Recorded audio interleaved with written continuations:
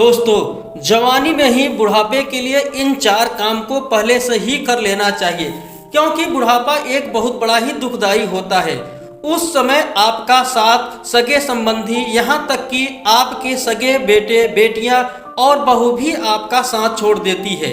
मुश्किल समय में आपका परिवार साथ छोड़ सकता है, लेकिन वह सदैव आपके काम आती है। आज हम उसी अनमोल बातों के बारे में जानकारी देने जा रहा हूँ। आपसे निवेदन है, इस वीडियो को अंत तक जरूर देखिएगा। बहुत ही ज्ञानवर्धक बात होने वाली है। वह क्या है जिसे हमें जवानी में ही बहुत संभाल कर रख लेनी चाहिए। मित्रों, कहते हैं कि बुढ़ापा एक ऐसा समय होता है कि आपके सगे परिवार वाले भी नफरत करने लगते हैं। बहुएं यहाँ तक कह देते हैं कि न जाने किस जन्म का पाप किया है जो इस मनहूस को भगवान ऊपर नहीं बुला रहे हैं। पोते पोतियां भी आपके बुढ़ापे शरीर को देखकर दूर भागने लगते हैं। आपकी हड्डियां भी आपका साथ छोड़ देती हैं। चलने फिरने में भी किसी का सहारा लेना पड़ता है। दोस्तों, बहुत पहले की एक कहावत है कि डूबते सूरज को कोई भी नमस्कार नहीं करता, और यही हाल मनुष्य के वृद्ध होने पर हो जाता है। पत्नी, बेटे, नाती पोते पोतियां भी उसकी भावनाओं को समझना तो दूर, सुनना भी पसंद नहीं करते। ऐसे में उसे जवानी में ही क्या करके रख लेना चाहिए कि बूढ़े होने पर उसका सहारा बन सके, उसके मुश्किल वक्त में उसका साथ दे सके। दोस्तों, एक कहानी के माध्यम से आपको बताने का प्रयास कर रहा हूं कि जवानी में ही बुढ़ापे के लिए कौन से काम करके रख लेना चाहिए। दोस्तों, बहुत समय पहले की बात है। किसी नगर में एक बूढ़ा व्यक्ति पत्नी, बेटे और बहू के साथ रहता था। परिवार सुखी संपन्न था, किसी भी तरह की कोई परेशानी नहीं थी। बूढ़ा व्यक्ति अपने परिवार के साथ खुशी पूर्वक जीवन व्यतीत कर रहा था। बूढ़ा बाप, जो किसी समय अच्छा खासा नौजवान था, आज बुढ़ापे से हार गया था। चलते समय लड़खड़ाता भी था, लाठी की जरूरत पड़ने लगी थी, चेहरा झुर्रियों से भर चुका था। वह जीवन के अंतिम पड़ाव पर पहुंच चुका था। मृत्यु भी उसका इंतजार कर रही थी। बूढ़ा व्यक्ति अपने परिवार से बड़ा ही खुश रहता था। समय समय पर खाना पीना और सारी सुख सुविधाएं उसको मिल जाती थी। बूढ़ा व्यक्ति सदैव खुशी पूर्वक सोचता था कि हमने परिवार का वंश बढ़ाया और जो संस्कार दिया, आज उसी का फल हमें मिल रहा है। लेकिन वह जाने अनजाने में अपने जीवन का अनमोल वस्तुओं को खो चुका था। घर में एक चीज बहुत अच्छी थी कि शाम को खाना खाते समय पूरा परिवार एक साथ टेबल पर बैठकर खाना खाता था। लेकिन यह ज्यादा दिन तक चल नहीं सका। एक दिन ऐसे ही शाम को जब सारे लोग खाना खाने बैठे, बेटा ऑफिस से आया था।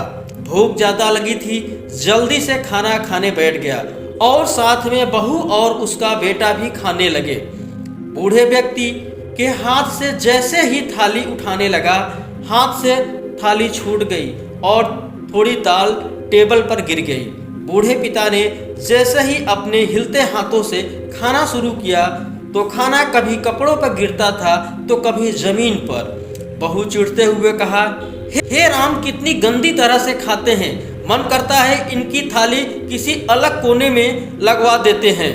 कहते हैं कि जब हम अपने बच्चे को गोद में उठाकर बड़े प्यार से खाना खिलाते, कभी कभी ऐसा करने में कपड़े भी खराब हो जाते हैं। आज वही बच्चे जवान होने पर हमको देखकर घृणा कर रहे हैं। बेटे ने भी ऐसे सिर हिलाया जैसे पत्नी की बात से सहमत हो। अगले दिन से बूढ़े पिता की थाली उस टेबल से हटाकर एक कोने में लगवा दी गई। बूढ़े पिता की डबडबाती आंखें सब कुछ देखते हुए भी कुछ बोल नहीं पा रही थी। कहते हैं, दूसरों पर आश्रित होकर जीना नरक का दूसरा नाम है। दूसरे के भाग्य पर जीवन निर्वाह करना और पराये घर में निर्वाह करना, दूसरे के द्वारा दिए गए स्वभाव पर चलना, वह सबसे बड़ा दुखदाई होता है। मनुष्य को आत्मनिर्भर होना चाहिए। आत्मनिर्भर बनकर जीवन जीना चाहिए। आत्मनिर्भर बनकर जीवन जीना सबसे बड़ा सुखी की बात है। मित्रों, अब बूढ़ा पिता दूसरों पर आश्रित होकर नरक के समान जीवन व्यतीत करने लगा। परंतु एक दिन अचानक घर में आग लग गई। सभी व्यक्ति अचानक आग लगने के कारण कुछ कीमती सामान लेकर घर से बाहर भाग गए, परंतु बूढ़ा पिता का कोई ध्यान नहीं दिया। चारों तरफ आग फैल चुकी थी। बूढ़ा व्यक्ति लड़खड़ाते हुए अपनी जान बचाने के लिए इधर उधर भागने लगा। बाहर पुत्र और बहू बूढ़े पिता को आने का इंतजार कर रहे थे। एक पुरानी कहावत है, जब घर में आग लगती है तो सबको अपने अपने प्राण बचाने की पड़ती है। कौन किसको याद रखता है, जब बात प्राणों की बनती है तो कौन किसको सोच पाता है।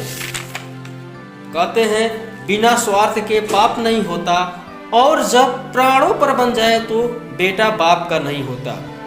मित्रों, बूढ़ा पिता किसी तरह लड़खड़ाते हुए बाहर तो निकल आया, लेकिन काफिल झुलस जाता है। बूढ़े व्यक्ति ने मन में सोचता है कि दुनिया में सबसे ज्यादा भरोसा करो तो स्वयं पर करो। जब व्यक्ति स्वयं मजबूत होता है, स्वयं सामर्थ्यशाली होता है, तो बाहर के लोग भी उसका सहारा बनने के लिए चले आते हैं। जब मनुष्य स्वयं असमर्थ होता है तो उसके सगे संबंधी भी उसके काम नहीं आते।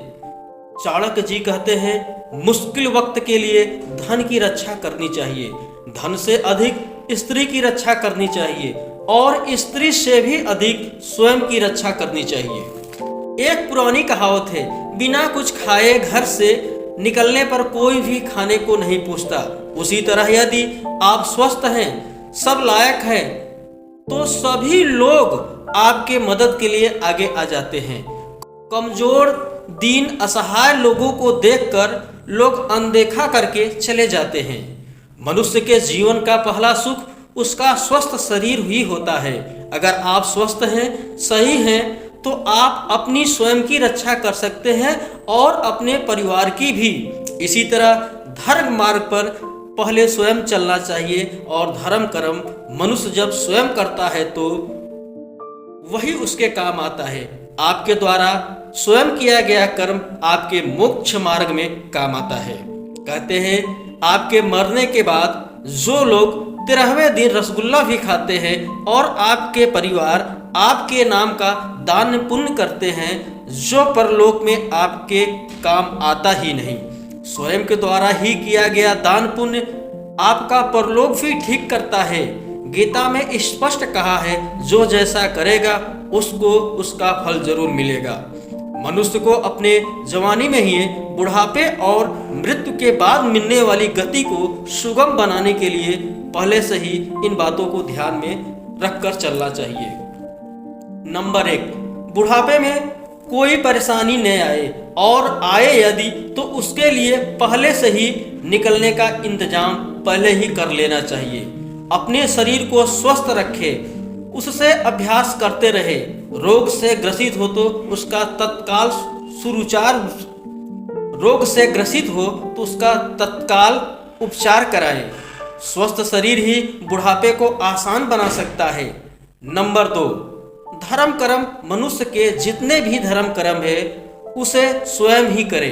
स्वयं के द्वारा ही किए गए धर्म कर्म मरने के बाद उसके साथ जाते हैं। उसी आधार पर स्वर्ग या नरक मिलता है, और उसी के आधार पर उसका अगला जन्म तय होता है।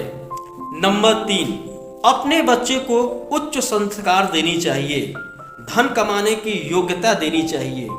नंबर 4, बहुत ही महत्वपूर्ण बात है, सारी मेहनत करके कमाया धन पूरा का पूरा बेटे को नहीं देना चाहिए।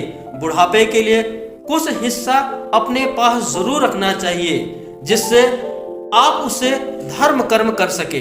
दोस्तों, अगर एक काम आप समय रहते करेंगे तभी आपके काम आ सकते हैं। मुसीबत के समय सोचने का मौका नहीं मिलता। कहते हैं, भविष्य में जो भी बुद्धि नाश का कारण बने उसे अधिक महत्व नहीं देना चाहिए।